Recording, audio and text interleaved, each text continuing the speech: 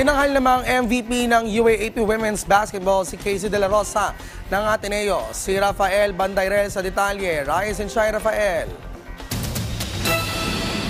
Hindi pumayag ang Season 86 Most Valuable Player na si Kevin Kiambao na basta-basta na lamang matapos ang serye nang hindi sila pumapalag. Ginantihan ng De La Salle Green Archers ang UP Fighting Maroons 82-60 upang itabla ang serye at ipuwersa ang isang do-or-die Game 3 sa Miyerkules. Nagtala ng 9 points, 13 rebounds at 4 blocks si KQ upang isalba ang season ng Lasal.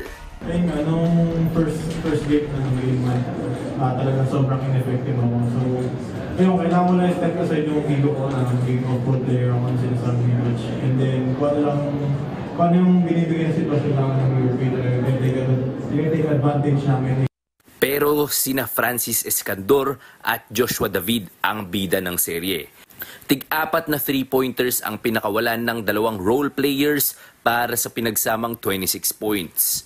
Sa Miyerkules, December 6, na magkakaalaman kung sino nga ba talaga ang mga hari ng collegiate basketball sa bansa. Idaraos ang pinakaabangang Game 3 sa Smart Araneta Coliseum pa rin. Rafael Bandairel, Rise and Shine, Pilipinas.